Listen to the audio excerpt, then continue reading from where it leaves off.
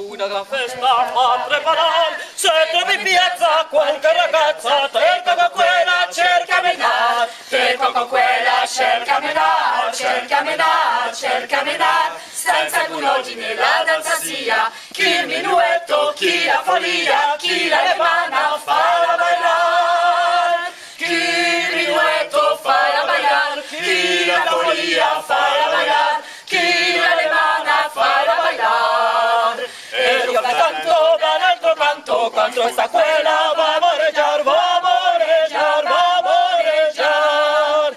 Olla manista, donna macina, d'una decina devi aumentar, d'una decina devi aumentar, d'una decina devi aumentar, devi aumentar, devi aumentar.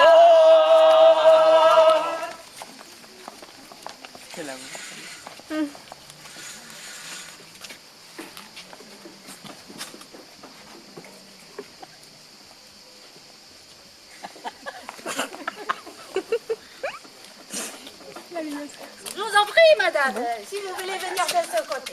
Oh mon Dieu, qui est-ce? Mais comment, qui est-ce? Tout le complexe de réanimation fait partie de la donation à Nelly. C'est le buste du président de la Fiat. Oh, je l'avais pris pour un saint. Je dois l'enfiler? Oui, madame. Oh, faites. Oh. Madame, si le courage vous manque, dites-le moi, nous pouvons remettre à plus tard. Je vous préviens qu'il est dans un triste état. Non, je suis prête. Je veux le voir tout de suite. Vous restez à côté d'elle au cas où elle aurait un malaise. Mais non, je n'aurai pas de malaise. Ne vous inquiétez pas. Il faut que je m'assoie. Eh oui, chère madame, nous qui devrions être habitués, cela nous impressionne. Il est complètement défiguré, vous savez. Défiguré, le pauvre Antonio. Mais qu'est-ce que vous faites? C'est pour ne pas rayer? Faites, merci. Le pauvre Antonio. Dire qu'il avait une si belle tête, l'air si ouvert, si sympathique. À moi, en tout cas, il me plaisait. Et oui, je n'ai pas honte de le dire, professeur. Hein. Je l'aimais encore, moi, hein, avec tout ce qu'il m'avait fait, et même s'il ne le méritait pas. Préparez-moi une solution avec goutte d'asbanol complexe. Mais laissez tomber si c'est pour moi. Je vous l'ai déjà dit. Je ne suis pas du tout émue. Mon mari, c'était comme un étranger pour moi. Je vous crois, mais c'est par sa précaution. Vous savez, je ne voudrais pas prendre le risque de vous causer un traumatisme. Mais si pour l'identification, c'est malheureusement la loi. Le fait, par exemple, qu'il y ait à un instant, au sortir de la salle de radio, vous ayez manifesté une certaine perplexité. Hein? Que vous l'ayez trouvé un peu amaigri par rapport aux souvenirs que vous aviez de lui. Ah, mais je sais parfaitement, moi, pourquoi il est dans cet état. C'est cette fille avec qui il s'était mis qui me l'a pompé. Figurez-vous qu'elle lui fait faire du jogging. Un ouvrier, même spécialisé, allait me faire courir en survêtement rouge, avec Nestlé écrit dessus, des tennis Marlboro et un bonnet Michelin. On aurait dit une Ferrari sur le circuit Monza. Et puis Dieu sait ce qu'elle faisait manger. C'est une de ces dingues qui suit la mode du bio. Vous savez, la macrobiotique. Du pain au son, du blé au son, du riz pas décortiqué. Je suis bien sûre qu'elle faisait même manger les noix avec la coquille.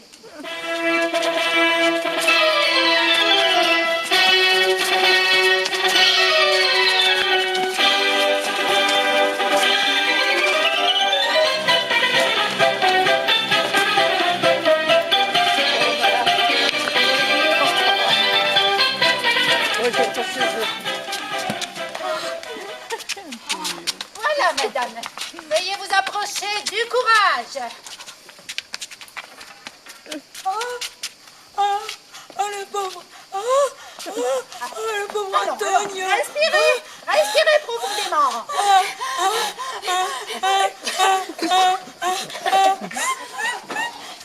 Le pauvre Antonio, il avait déjà de la sinusite. Asseyez-vous là, détendez-vous. Et le menton, hein? Il n'a plus de menton non plus. Antonio. Professeur, vous avez vu?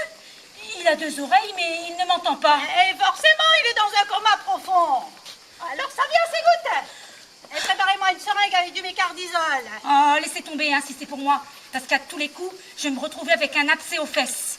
Et après, il parle de criminalité. Quel salaud, ce dirigeant. Et Agnelli le premier.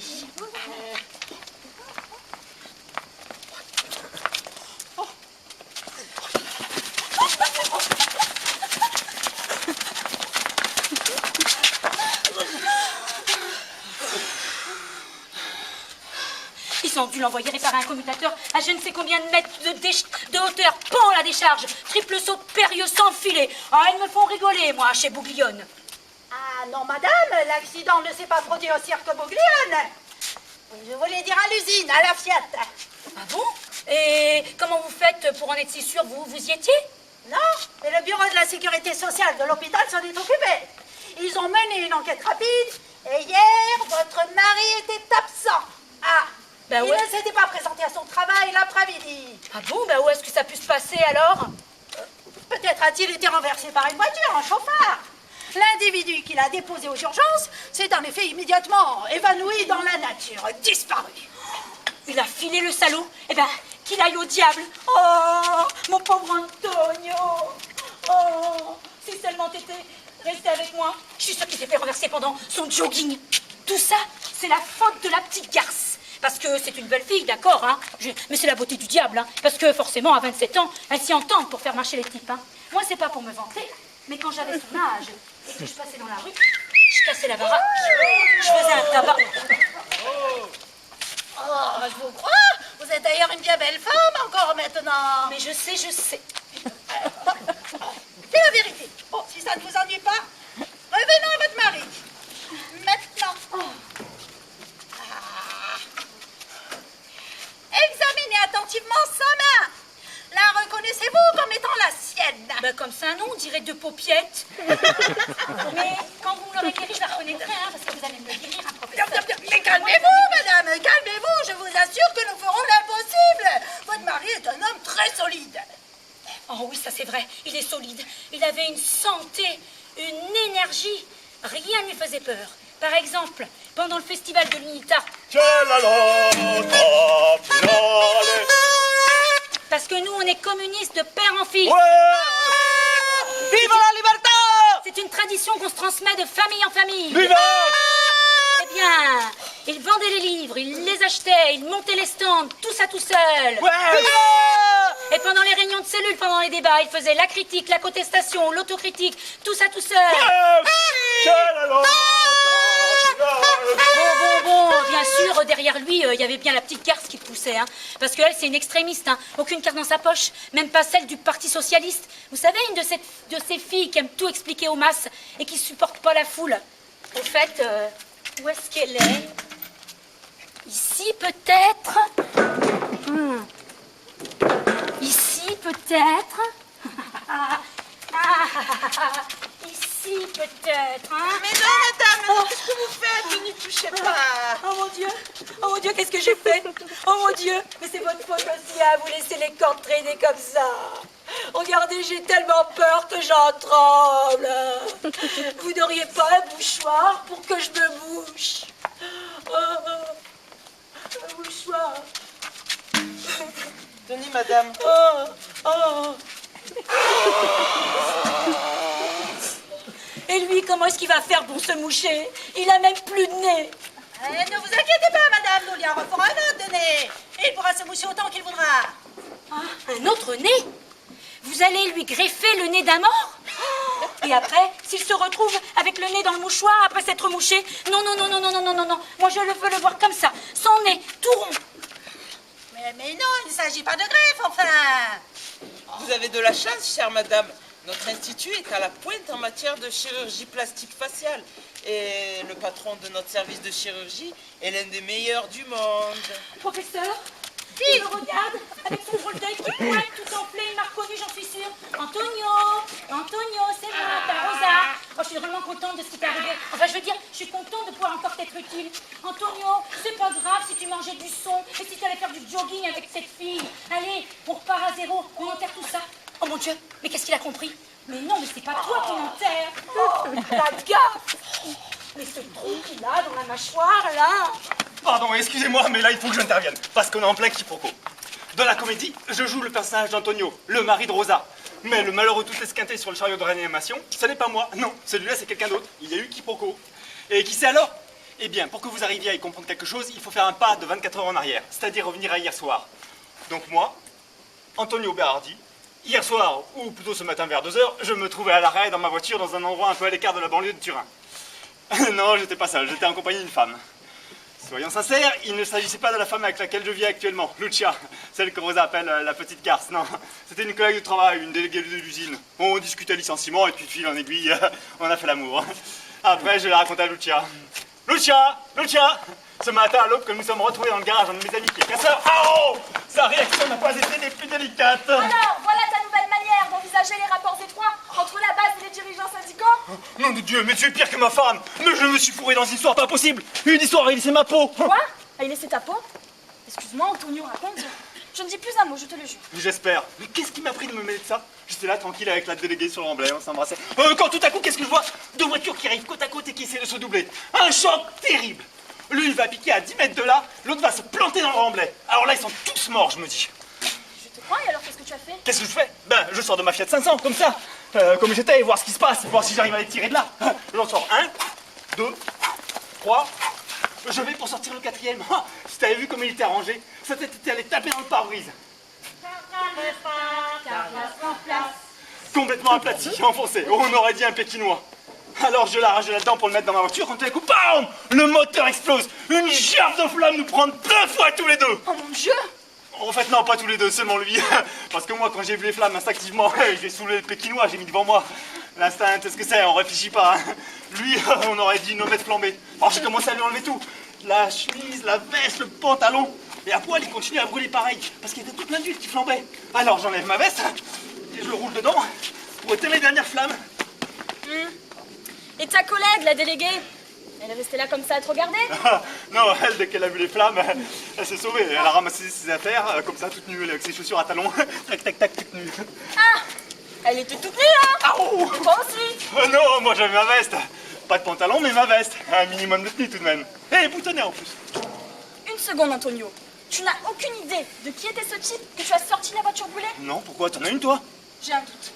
Mais ce n'est pas possible que l'idée ne t'ait pas effleuré une seconde. Que si ça se trouve, il ne s'agissait pas d'un simple accident. Et qu'il pouvait y avoir là-dessous, je ne sais pas moi, une tentative de séquestration. Hein? Et voilà, je suis idiot, moi. Évidemment que j'ai eu un doute. Mais après, quand ils ont commencé à me tirer dessus avec le revolver. Quoi? Ils t'ont tiré dessus? Mais qui? Quand? Écoute, si tu me laissais te raconter dans l'ordre, ne m'interromps plus. Je ne parle plus. Donc, je sors le pékinois qui flambe, je roule dans ma veste, je vais pour le traîner dans la voiture, quand tout d'un coup, papa! Qui c'était? Les asphyxiés! Ils poussaient, ils me tiraient dessus! Enfin, putain, nom de Dieu! Moi, je vous sauve la vie, et vous, pour me remercier, vous me canardez! Alors, je monte dans ma voiture, j'enfonce dessus, ils faisaient des sauts comme des grenouilles. J'arrive au niveau de la deuxième voiture, celle qui avait piqué du nez dans le remblai. Ceux-là, ils sont tous assommés, je me dis. Eh ben non, papa! Ils me tirent dessus aussi! Je me demande comment j'ai fait pour pas recevoir une balle dans l'oreille ou dans les dents. Mince alors. Oh, mais tu me donnes des frissons. Mais dans quel monde est-ce qu'on vit? Ah, tu l'as dit. Mais ce n'est pas fini. J'arrive à Porta Souza, là où il y a le rond-point. Et qu'est-ce que je vois? Une ambulance qui stationne au coin. Alors j'appelle les ambulanciers pour qu'ils viennent embarquer le pékinois. Ils arrivent et me disent bonjour, qu'est-ce qu'il a rangé comme ça, votre ami? C'est du fait maison ou c'est fabriqué en série? Écoutez, c'est une histoire trop longue à vous raconter. On fait une chose, on va aux urgences. Là, il y a un poste de police et je leur raconte tout à eux. D'accord. Ils embarquent le pékinois, je suis l'ambulance avec ma voiture et au premier carrefour, je me tire. Mais quel fou, mais pourquoi avoir fait une chose pareille? Parce que d'un coup, je me suis imaginé devant la police qui m'interrogeait. Tu me vois leur dire bonjour, j'étais là par hasard sur Remblai avec une fille, je me souviens plus de son nom. Au mieux, il m'arrêtait et il me tabassait. Tu as raison, il a de quoi te perdre la tête. Dis donc, Antonio, tu sais qui tu as sauvé? Non, pourquoi tu sais, toi? Bien sûr, c'est Agnelli. Agnelli, bah oui, Agnelli. Ils l'ont dit ce matin à la télévision, flash d'information. L'enlèvement aurait eu lieu à 2h du matin. Ton pékinois, c'est lui. Agnelli, moi j'ai sauvé Agnelli. Je l'ai pris dans mes bras, je le roule dans ma veste, moi. Si les copains du boulot apprennent ça. Oui, le patron de la Fiat, Gianni Agnelli. Mais pourquoi tu me l'as pas dit tout de suite au lieu de me laisser là à raconter comme un imbécile? Eh bien, tout d'abord, ils ont annoncé qu'Agnelli avait été enlevé, et puis que selon le témoignage de certains hommes de l'escorte, un complice des terroristes était posté depuis un moment sur le remblai. Je vous présente le complice. En effet, comme tout bon complice qui se respecte, j'étais posté sur le remblai. Ohé, amis terroristes, dépêchez-vous, je suis le complice. Mais c'est qu'il fait froid ici, et moi j'ai pas de pantalon pour pas attirer l'attention. Antonio, ils t'ont vu embarquer le corps inerte d'Agnelli dans une Fiat 500 rouge et prendre la fuite. Ah, ça y est, je suis le complice. Le principal organisateur de l'enlèvement. Oh, il a sauvé la peau des patrons qui jouent à votre poker, c'est salaud. Allez, Antonio, calme-toi. D'accord, ce sont des salauds, mais il ne faut pas dramatiser comme ça, hein? Tu verras. Dès qu'Agnelli aura repris connaissance, il dira qui il est. Puis il racontera comment tu l'as sauvé et secouru et tout s'arrangera. Ouais, à peine réveillé, il dira Bonjour, je suis Gianni Agnelli. Je veux qu'on m'amène tout de suite mon ouvrier mécanicien sans pantalon, celui qui m'a sauvé. Je sens que je l'aime déjà. Tu parles, avec le coup qu'il a pris, si déjà il se rappelle qui il est, ce sera un miracle. Ah, il est vraiment si mal en point. Non, le plus mal en point, c'est moi. Maintenant que j'y pense, tu te rends compte que les ambulanciers m'ont vu de face, à même pas 1 mètre de distance. Alors qu'il est, mon portrait doit être dans tous les journaux. Mon portrait robot, chef de la colonne terroriste. Tu exagères, comme d'habitude. Pour commencer, il n'y a aucun portrait robot dans le journal. C'est quel journal? Édition spéciale, je l'ai acheté il y a 1 heure. Putain, ils ont pas perdu de temps, hein. Plusieurs coups de téléphone de groupes terroristes rouges et noirs sont parvenus à différentes rédactions. Ils revendiquent tous l'action.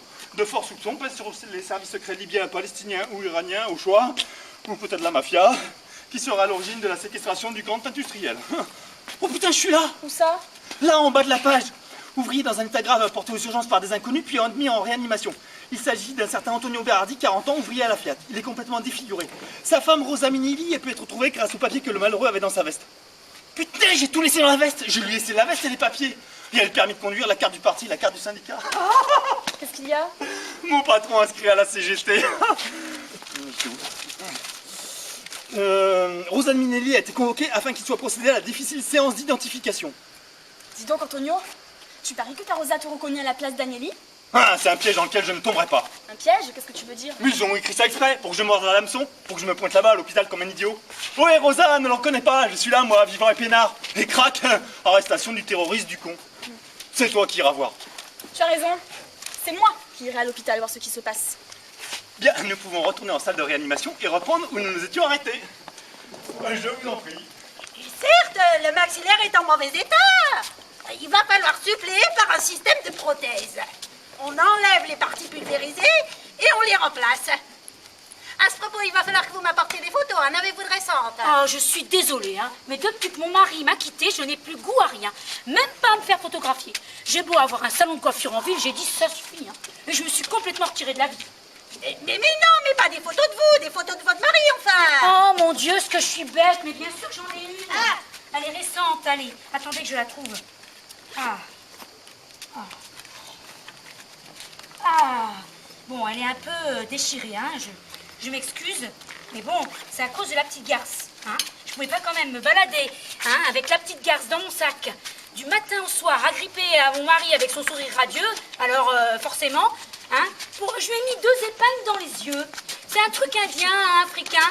Vous qui êtes professeur, vous savez pas si après, aveugle, on va s'aimer, sous une étoile ou sur un oreiller, dans une cave ou dans un vieux grenier. Quelle tête sympathique, hein? Elle vous ira? C'est bien, elle est assez nette. Cela nous facilitera le travail pour les projections. Les projections? Oui, on projette l'image du photographié, puis on retourne l'ensemble sur un crâne en cire. Un crâne en cire? Exact. On reconstruit d'abord l'ossature, puis on recouvre le tout avec de la peau. Ah, c'est la fausse peau de l'imitation du Sky, mais de quelle couleur vous allez me le faire? Mais non, mais pas de la fausse peau, de la vraie. On la lui prélève d'ici. Les fesses. Oh mon Dieu, de la peau des fesses sur la figure, mais quelle horreur! Pauvre Antonio! Vous permettez? Ce sont des photos récentes. Oui? C'est le patron? Non, je suis commissaire de police. Ah, et vous êtes ici pour voir qui me l'a arrondi comme ça, mon mari? Ah oui, c'est ça. Et vous êtes mis en blouse pour passer inaperçu, c'est ça? Hein? Vous êtes mis en blouse pour passer inaperçu, c'est ça? Non, en salle de réanimation, tout le monde porte une blouse, c'est la règle, enfin. Oh mon Dieu, ce que je suis bête, j'en porte une moi aussi. En tout cas, je suis drôlement contente que vous soyez ici, parce que j'ai quelque chose de très important à vous dire. Où ça coûte? Je sais où a eu lieu l'accident. Ah oui, où ça? Commissaire, vous n'avez jamais entendu parler des tôles, du travail au noir? Non. Ne dites pas de mensonges, commissaire. Ce sont des petits ateliers clandestins, financés par la Fiat, avec des contrats à taux de misère, sans sécu, des salaires de misère. On se croirait revenu en temps de guerre. Mais votre mari, il ne travaille pas à l'usine Fiat, à Mirafiore? Eh mais si, justement. Et dans une de ces tôles, et quand une machine se coince, hein, qui est-ce qu'ils appellent? Eh bien, les ouvriers qu'ils ont licenciés. Bien sûr, la Fiat, elle apparaît jamais, hein. Tout se passe comme ça, voilà, par en dessous, au noir. Et d'après vous, où aurait eu lieu l'accident? Et c'est à moi que vous demandez ça? Mais allez plutôt voir les dirigeants de la Fiat. C'est à eux que vous devez tirer les verres du nez. Allez voir Agnelli.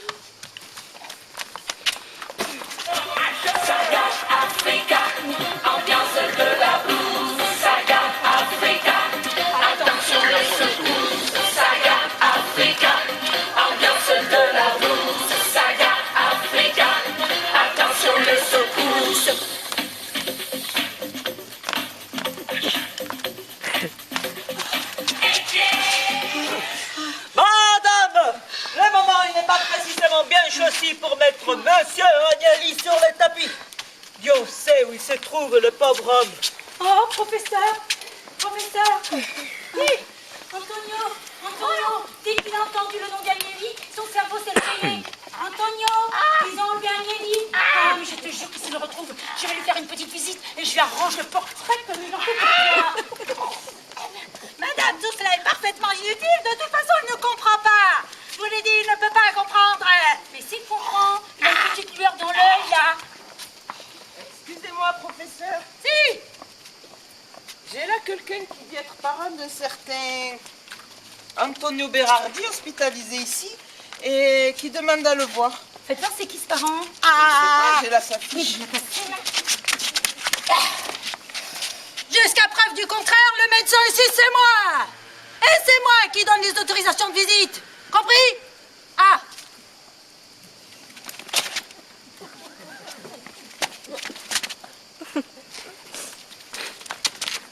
Lucianismo. Vous la connaissez? Oh, c'est la petite garce. C'est la petite garce. Oh, elle a le culot de venir jusqu'ici alors qu'elle se part passer pour une parente, tout ça parce qu'elle couchait avec mon mari, cette salope. Mais calmez-vous, madame, calmez-vous. Me calmer, ça c'est un peu fort. Je suis folle de rage, au contraire. Venir jusqu'ici m'humilier alors que je suis là, devant mon mari tout rond, emballé sous cellophane comme un surgelé Findus. Mais cette malpropre vient jusqu'ici me manquer de respect. Parce que si vous voulez le savoir, monsieur le commissaire, c'est pour elle qu'il est allé retourner travailler dans une de ses tôles. C'est pour elle qu'il est allé se fourrer sous la première presse venue et se faire écrabouiller la goule comme un hamburger pour qu'elle puisse manger du son et avoir la belle vie, cette poufiasse. Madame, je suis en train de mener une enquête pour découvrir ce qui est arrivé à votre mari. Peut-être que cette fille, elle peut nous fournir quelques indices importants. Elle connaît rien, cette fille. Sortez maintenant. Allez, sortez. Ah non, je me sens pas bien. Oh, je me sens Ah, pas bien. du tout. madame, pas de cinéma, hein? Ah, la conseille. Respirez profondément. C'est quoi cette saloperie que vous me faites respirer? Oh, je vais me sentir mal pour de bon. Mais non, vous ne vous sentez pas mal. Allez, soyez gentils, sortez d'ici. Non, laissez-moi rester. Je vous en supplie, laissez-moi rester. C'est vrai, je me suis très très mal conduite. J'étais une vraie égoïste. C'est vrai, cette fille, en fait. Elle aime Antonio. C'est vrai, hein, une fille si belle, si diplômée. Hein, elle est vraiment tombée amoureuse de lui. Elle aurait pu être amoureuse, je sais pas, d'un infirmier comme vous ou d'un commissaire comme vous. Eh ben non. C'est mon mari qu'elle est allée chercher. Allez, s'il vous plaît, laissez-moi rester. J'ai vraiment envie de la connaître. Oh, d'accord. Mettez-vous là. Mais soyez sage, hein. Pas seulement. Alors, commissaire, nous la faisons entrer? Ben oui, bien sûr. Faites entrer, mademoiselle.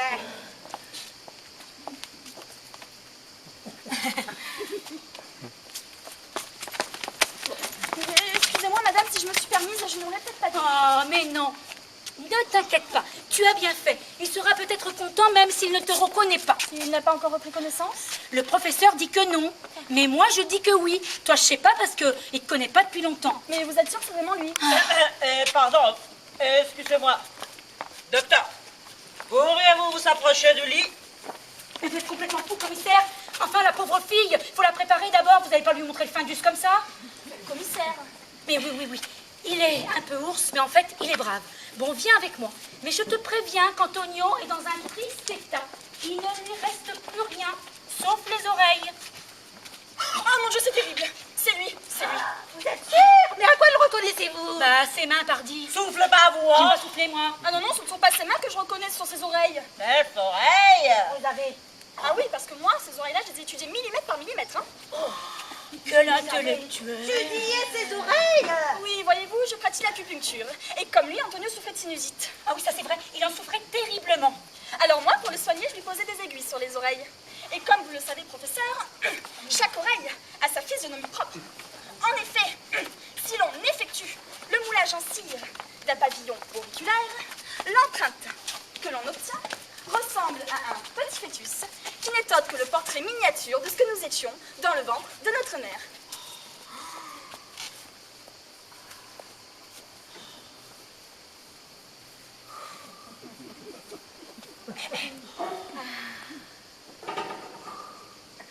Avoir un fœtus dans les oreilles. Oh, ça revient à se voir bébé sur une photo alors, hein? C'est vrai, j'ai effectivement lu dans une revue de médecine légale qu'en Allemagne, dans les laboratoires de la police, on ne se fonde plus sur le relevé des empreintes digitales classiques, mais sur les moulages des pavillons auriculaires relevés sur chaque suspect. Incroyable, c'est ça les mains quand même, hein? Parfait. Il y a désormais plus aucun doute. C'est lui, Antonio Berardi. Je vous remercie, docteur, pour votre merveilleuse collaboration que vous nous avez apportée. Je vous en prie. Mais non, ne sois pas modeste. Allez, viens avec moi, on va aller le voir ensemble, ça te fera peut-être plaisir. Antonio, il y a ta fiancée qui est là, t'es content? Et regarde, on dirait qu'il nous fait un clin d'œil. Oh mon Dieu, est-ce que je suis bête? C'est c'est l'échymose qu'il a qui fait cligner de l'œil.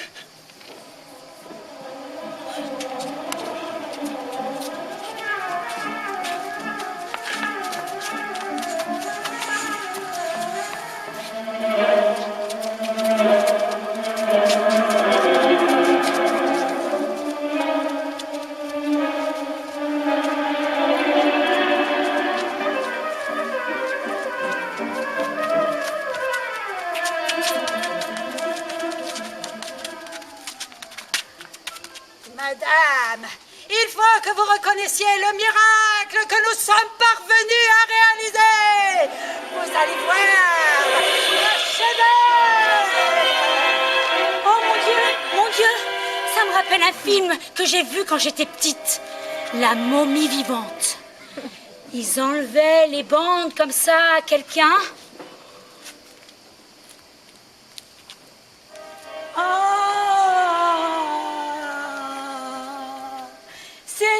C'est lui, Frankenstein.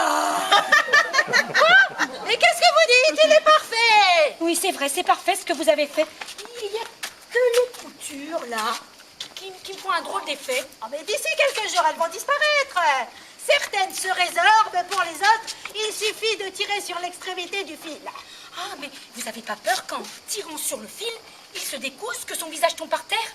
Oh mon Dieu, est-ce que je suis bête? Je suis tellement heureuse que je dis des bêtises. Oh, tu es parfait, Antonio, t'es presque mieux qu'avant. Allez, Antonio, réponds-moi. Ah, doucement, madame, doucement. Laissez-le se réhabituer progressivement à articuler. Monsieur Berardi, essayez d'ouvrir lentement la bouche. Voyons si vous y arrivez. Elle s'ouvre. Bravo. Maintenant, essayez avec moi. Répétez après moi. Ah. Ah, il a dit. Soyez sage, madame. Maintenant, dites ah. Ouh. Allez, vas-y, Antonio, fais où, comme a demandé le docteur? Mais non, d'abord ah, et puis ouh. C'est moi qu'il faut écouter, monsieur Berardi, pas votre femme. Ah. Recommençons. Ah. Ouh. Ah, il a dit, il est tout seul, il est fantastique. Eh bien non, il ne doit pas le faire. Monsieur Berardi, vous devez prononcer que les sons que moi je vous souffle. Hein? Et pourquoi il ne devrait pas dire les enfin, s'il en a envie, pourquoi vous l'en empêcheriez? Madame, vous rendez-vous compte que le son exige une action du maxillaire à la limite maximum de l'extension qui risque d'expulser l'écarteur de la cavité mastoïdienne. Mais alors, il devra parler sans prononcer les mais quelle horreur! Révérend, élection, élémentaire, et l'internationale, il pourra plus chanter l'internationale, questa lotta. Oh, mais si, il prononcera les mais plus tard. Pour l'heure, il faut d'abord qu'il articule les sons intermédiaires comme bras, brou, bri. Bras, brou, bri. Bras, bras, bras, bras, bras, brou, bri. Bras, bras, bras, brou, bri, bri. Bras, bras, bras, bras, bras, brou,